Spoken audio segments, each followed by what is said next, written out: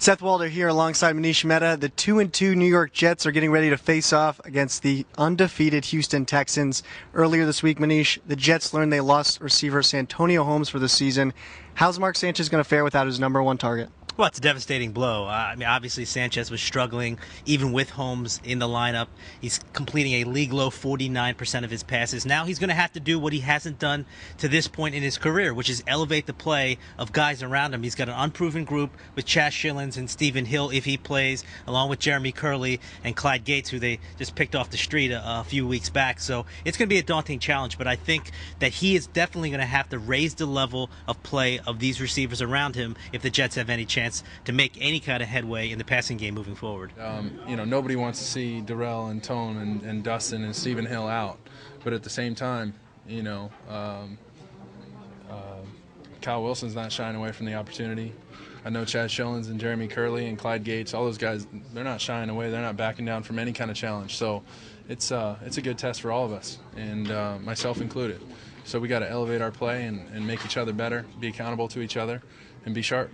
I think it adds more pressure to us up front to give him more time. Last week we didn't do a very good job at protecting him, and so we got to do that to give him time so that he can make his reads and do the things that we know he's capable of doing. So without Santonio Holmes, Seth, how do you think the Jets will utilize Tim Tebow, who's only been in for about 12% of the snaps through the first 4 games? Do you think he'll have a greater role? Yeah, Manish, I think you got to think that he's going to be in more. Against the Houston Texans, without Holmes, they're going to have to play it aggressive. They're going to have to, show something from the Wildcat. It's basically been fruitless so far. Tim Tebow's going to have to be a part of this offense if they have a hope of winning this game. Going forward, I'm not sure that he's going to be the starting quarterback. I don't see that happening unless the Jets really have to do that. But yeah, they're going to need this Wildcat to be a part of this offense and make some gains there.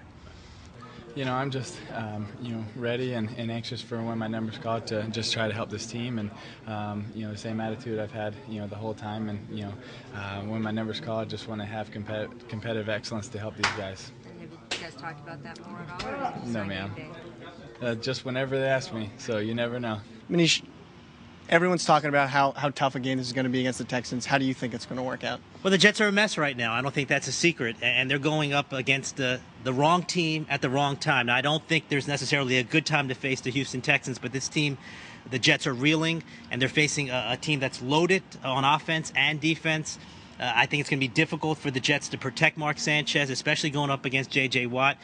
In terms of gaining yardage on the ground, the Jets have obviously struggled with that. They're going up against the number one scoring defense, the number one defense in terms of total yardage given up. So I think it's going to be a daunting task. I think when it's all said and done, the Texans will run away with this game and hide pretty early. I don't think it's going to be too competitive, even though I think the Jets will put forth a better effort. I think the talent level just isn't there to match Houston. So, Seth, how do you see this game unfolding?